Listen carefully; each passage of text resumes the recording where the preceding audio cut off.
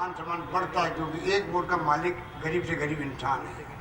ये गांधी जी का दिया हुआ है, पंडित नेहरू का दिया हुआ है,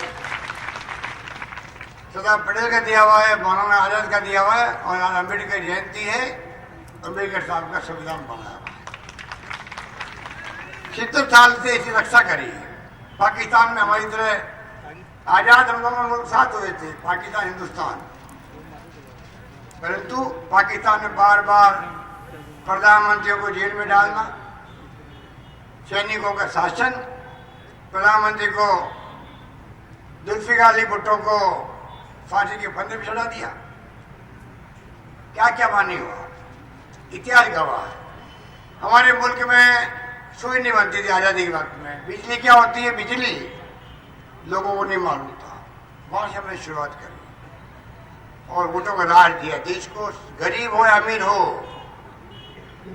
राजा या रंग को एक वोट सबको अधिकार है, 2 वोट किसी के पास नहीं है। इसलिए आज प्रधानमंत्री, मुख्यमंत्री, मंत्री, एमएलए, एमपी, सरपंच सबको गरीब का मान सम्मान करना पड़ता। इसकी रक्षा करी तो कांग्रेस ने करी देश की। इंदिरा गांधी ने पाकिस्तान के 2 टुकड़े कर दिए। बांग्लादेश पहले पाकिस्तान का हिस्सा था, एक झटके में 2 टुकड़े नहीं हुए, युद्ध हुआ और दर्जनों हजार पाकिस्तान की आर्मी के, एयरफोर्स के बड़े बड़े जनरल, कर्नल, मेजर, सैनिक सबके हथियारों को सरेंडर करवा दिया हमारी इस फौजों ने, जीत करके। ए भाई, अरे पूरा देश कह रहा भैया। तो इस प्रकार से इतनी बड़ी घटना दुनिया के इतिहास में कहीं नहीं हुई है। अमेरिका फर गया वियतनाम के साथ में, दोनों युद्ध चलाते। हमें गर्व है कि इंदिरा गांधी एक महिला होकर के 70 साल राज किया, मान सम्मान देश का बढ़ाया दुनिया के अंदर, कि दुनिया हिंदुस्तान की महिलाएं क्या नहीं कर सकती। इंदिरा गांधी ने खालिस्तान नहीं बनने दिया पाकिस्तान। जो ये पंजाब अलग होना चाहता था, वहां के आतंकवादी जैसे अलग हो जाए पंजाब, खालिस्तान बनेगा, हमारा अलग मुल्क बनेगा। इंदिरा गांधी को कार्रवाई करनी पड़ी, मालूम था उनको हमारी जान जा सकती है। आखिर में वो शिकार हो गई, उनका सीना छलनी कर दिया गया 35 गोलियों से। तो इंदिरा गांधी देश के लिए शहीद हो गई, और शहीद होने के पहले, मरने के पहले 1 दिन पहले उड़ीसा में उन्होंने कहा था, हो सकता है मेरी जान चली जाएगी, अगर मेरी जान जाएगी तो मेरे खून का एक कतरा इस देश को मजबूती प्रदान करेगा। क्या आपने मोदी जी के मुंह से 5 साल के अंदर 2 महीने बाकी रहे, 1.5 महीना बाकी रहा, क्या उनके मुंह से कभी सुना आपने? वो आलोचना भी कर सकते थे पंडित नेहरू की, तो आप जानते हो क्या क्या दिखा रहे हैं, नई पीढ़ी को भ्रमित कर रहे हैं। 10 साल से जेल में बंद रहा आजाद करवाने के देश को। उनके खानदान के बारे में, उनके खुद के बारे में क्या क्या बातें कही जाती, मुझे तो बोलते हुए संकोच होता है। ये इस तरह के लोग ही हैं बीजेपी वाले, इनकी पार्टी वाले लोग। पर जिस प्रकार से गुमराह किया जा रहा देश को, ये आपको हमको सोचना पड़ेगा। एक शब्द नहीं कहा, अटल बिहारी वाजपेयी ने प्रधानमंत्री बन के बाद में, जब हम लोग विजय फतेह हासिल किया बांग्लादेश के अंदर, अटल बिहारी वाजपेयी जी ने कहा हाउस के अंदर, ये इंदिरा गांधी नहीं, ये दुर्गा का रूप है, दुर्गा का रूप है। इनकी पार्टी के नेता ने कहा उस वक्त में, पर मोदी जी के मुंह से एक शब्द निकलता है। आप सोच सकते हो मोदी जी कितना असत्य बोलते हैं, किस पे गुमराह करते हैं। काला धन लेके आऊंगा, 1 रुपया लेके नहीं आया। 5 साल में कोई अभियान चला ही नहीं काला धन लाने का। सुना आपने कभी न्यूज? ए भैया, डिस्टर्ब मत करो, एक शब्द नहीं सुना आपने। इसी प्रकार से 2 करोड़ लोगों को रोजगार दूंगा प्रतिवर्ष, नौजवानों को, कोई जिक्र नहीं। महंगाई कम कर दूंगा। भाई चुप रहना यार, 2 मिनट रुक जा।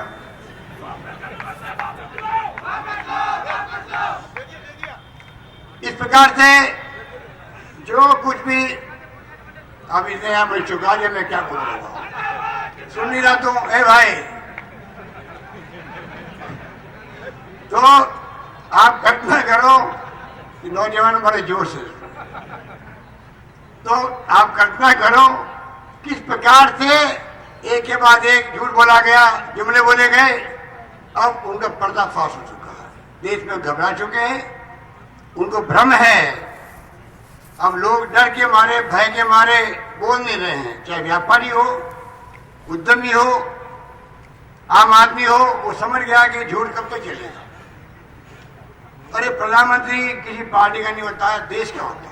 वो कब वही बात बोलता है तो देश के लोगों के दिल को छूने वाली होनी चाहिए। हाँ भाई, बहुत अच्छी बात बोली है, वो कभी सुनते हो मेरे मुझसे?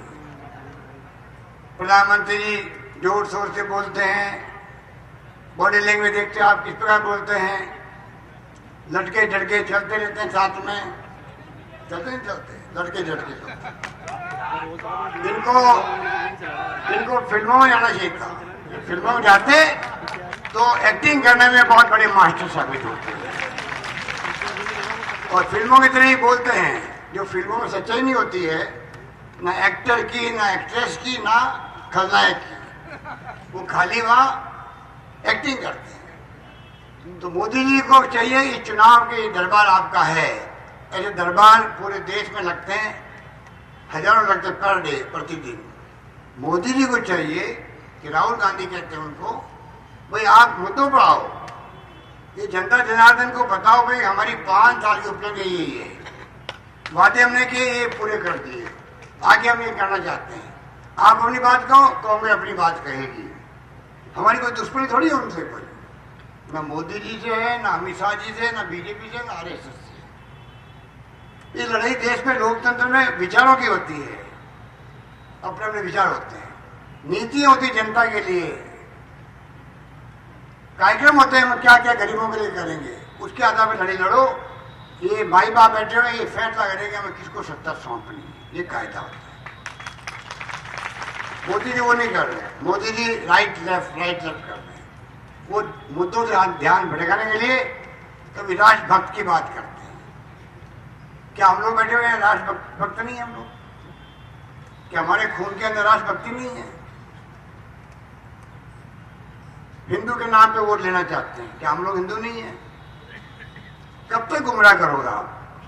चुनाव आते तो राम मंदिर याद आता है, पहले जनसंघ थे, जनसंघ के नाम पे जाने जाते थे लोग, तो चुनाव आते ही इनको गौ माता याद आती थी, उसको भूल गए, फिर राम मंदिर को भूल गए, अब चुनाव आया तो फिर राम मंदिर आ गया। आज देश में सब लोग घबराए हुए हैं, घृणा का माहौल है, नफरत का माहौल है, हिंसा का माहौल है, निर्दोष लोगों को गाय माता के नाम पे मार देते हैं। कहाँ की समझदारी है? ये देश एक रहा है, अखंड रहा है, 70 साल में लोकतंत्र कायम रहा है। आज लोकतंत्र को बचाने का वक्त आ गया है, चुनाव उसका है, संविधान को बचाने का चुनाव है, लोगों को न्याय मिले, अन्याय अत्याचार उत्पन्न किसी का नहीं हो, इसका चुनाव है।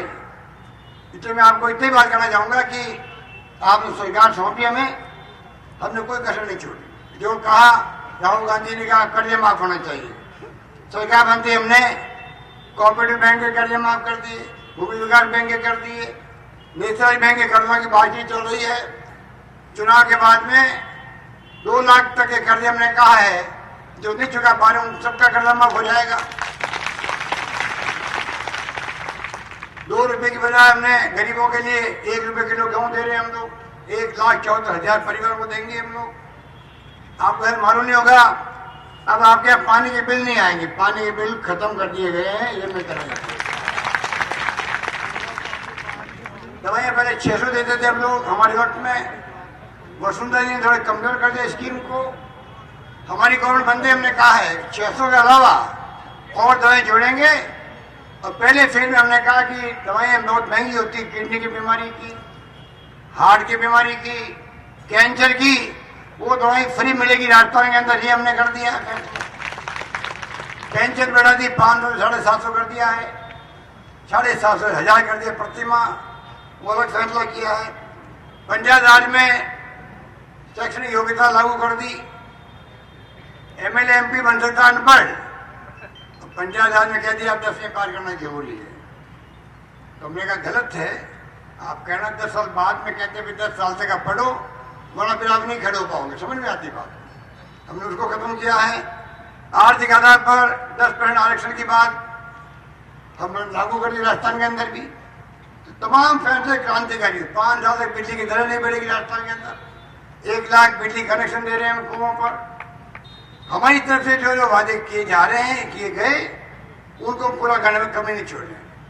और घोषणा पत्र जो आया दिल्ली में कांग्रेस का, जिसमें प्रति माह गरीबों को मिलेगा 6,000 रुपये, 72,000 मिलेंगे प्रति वर्ष उनको। एक नया अभिनव प्रयोग हुआ है। गरीबों के लिए पैसा उनकी जेब में डालो, पैसा वो खर्च करेगा अपने बच्चों पर, कपड़ों पर, लत्ता पर, खाने में, पीने में, दुकान सौदा खरीदेंगे, डिमांड बढ़ेगी वस्तुओं की, फैक्ट्री में उत्पादन होगा, लोगों को रोजगार मिलेगा। पैसा जब सर्कुलेशन आएगा देश के अंदर तो आर्थिक स्थिति मजबूत होगी। ये सोच करके बहुत बड़ा फैसला हुआ देश के अंदर, उसको हमें समझने की जरूरत है। किसानों का बजट आजादी के बाद मेरे ख्याल विश्व में पहला होगा कि पार्लियामेंट के अंदर पहले रेलवे का बजट अलग रखा जाता था, अब कर दिया गया है। किसानों का बजट अलग पेश होगा पार्लियामेंट के अंदर। इससे बड़ा फैसला कोई हो नहीं सकता। इस प्रकार से स्वास्थ्य का अधिकार सबको मिले। जो आदमी पैदा हुआ धरती पर, उसका स्वास्थ्य की रक्षा सरकार करे, ये जिम्मेदारी होनी चाहिए। उस पर हम लोग काम कर रहे हैं। नौजवान लोग कोई उद्योग धंधे लगाएंगे छोटा बड़ा, तो 3 साल तक सरकार को पूछने की जरूरत नहीं पड़ेगी। बिना सरकार को पूछे हुए, कोई लाइसेंस दिए आप काम कर सकते हो। इस प्रकार से बेरोजगारी भत्ता हमने शुरू कर दिया है। तो मैं आपको कहना चाहूंगा कि आने वाले वक्त में जो मांगे हमने रखी थी, पहले रेलवे की बात थी। गंगापुर का नाम तो आजादी के पहले से रेलवे में था। मैंने सुना यहाँ डीआरएम का ऑफिस भी था अंग्रेजों के राज के अंदर। और अभी हमने धौलपुर से गंगापुर तक रेल लाइन बिछे वाया करौली, सरमथुरा, उसका हमने शिलान्यास भी कर दिया। मैं खुद गया था उस प्रोग्राम के अंदर, पिछली बार मैंने मुख्यमंत्री का। दुर्भाग्य से वसुंधरा जी ने क्या किया, लिख के भेजे रेलवे को, इसकी जरूरत नहीं हमें। आप बता दीजिए, जो काम शुरू किए गए मेरे, चाहे वो सरमथुरा गंगापुर की रेलवे लाइन की बात हो, अजमेर नशीराबाद जहाँ रघु समारी आते हैं, केकड़ी, टोंक, माधोपुर की रेललाइन की बात हो, तमाम फैसले खत्म। आदिवासियों में जानी थी रेलगाड़ी बांसवाड़ा डूंगरपुर में, उसको बंद कर दिया। मेट्रो आ रही थी जयपुर में, सेकंड फेज की, खत्म। रिफाइनरी बहुत बड़ा प्रोजेक्ट था, मुझे पता ही नहीं। कोच फैक्ट्री आ रही थी पिनौड़ा के अंदर, शिलान्यास हो गया, कोई पता नहीं आज तक। इस प्रकार से जो वसुंधरा जी ने जो पता नहीं जिन कारणों से भारी बोम में मिलने के बावजूद जो ये व्यवहार किया, वो समझ के परे है। मैं आपसे निवेदन करना चाहूंगा, कृपया करके आप गंगापुर के लोग हो, जो अभी रामकेश जी कह रहे थे आपको, पिछली बार जब मैं मुख्यमंत्री था, ये मेरे पार्लियामेंट सेक्रेटरी भी थी, जो इन्होंने यहाँ से मांगा विकास के लिए, मैंने कभी इनको मना काम नहीं किया। और मेरा इतिहास है, राजस्थान भर के रघु समारी मेरे खुद हेल्थ मिनिस्टर हैं। उस वक्त हेल्थ मिनिस्टर नहीं थे, इन्होंने मेरे यहाँ हॉस्पिटल खोल दो। शानदार केकड़ी में आज शानदार अस्पताल खुल चुका वहां पर। और जो मांगा मुझसे एमएलए गवाह ही लोग बैठे हुए, एमएलए मांगता मांगता थक गया। मुख्यमंत्री के रूप में मैंने कभी मना नहीं किया, मेरा इतिहास है राजस्थान का। ये स्थिति बनी थी उस वक्त में, फिर भी लोकतंत्र में गए, हवा चल जाती उल्टी, काली पीली आंधी चल गई, मोदी मोदी हो गया और हमको चुनाव हार गए। ये काली पीली आंधी ही थी वो। तो हमने कहा हम सर झुकाते जनता के सामने, जो फैसला दे दिया वो हमारे लिए सर्वोपरि है, उन स्वीकार करते हैं जनता के फैसले को, जिससे कि लोकतंत्र और मजबूत हो। ये हमारी सोच है, ये बीजेपी की सोच नहीं, आरएसएस की सोच नहीं, ये आपको सोचना पड़ेगा। मैं मुख्यमंत्री प्रथम सेवक हूँ राजस्थान का। मेरा फर्ज बनता है मैं राजस्थान की जनता को आगाह करूँ। इन लोगों के रहते हुए देश का भला नहीं होने वाला है। आज तमाम विपक्षी पार्टियां कहती है, चाहे कम्युनिस्ट पार्टियां हो, चाहे कांग्रेस हो, चाहे कोई पार्टी हो, देश को खतरा है, लोकतंत्र को खतरा है, संविधान को खतरा है। कुछ सोच के कह रहे हैं और बुकलाए में मोदी जी उनके पूरे अमित शाह दो लोग राजी कर रहे हैं, बाकी बीजेपी में किसी की नहीं चलती। बुकलाए में है कि सीबीआई, इनकम टैक्स, ईडी सबका दुरुपयोग हो रहा है, जुडिशरी को कमजोर किया जा रहा है, आरबीआई को कमजोर किया जा रहा है। इस व्यवस्था कमजोर हो जाएगी तो मैं समझता हूँ लोकतंत्र खतरे में पड़ जाएगा। समझने की बात है, कानून का राज रहना चाहिए, ये हमारी सबकी कोशिश होनी चाहिए। इसलिए मैं कहना चाहूंगा कि जो आपकी भावना है उसके अनुरूप हम लोग शासन करना चाहते हैं। राहुल गांधी जी कहते हैं कि जनता को पूछ के घोषणा पत्र बनाओ। ये इतिहास पहली बार हुआ है कि जनता को पूछा गया पूरे देश के अंदर, फिर घोषणा पत्र आया कांग्रेस का। मोदी जी मन की बात थोपते हैं, राहुल गांधी कहता है कि हमें मन की बात सुननी पब्लिक की, फिर घोषणा पत्र बनेगा हमारा। तो फर्क है। मेरे को कहा गया जो मुकदमे दर्ज हुए थे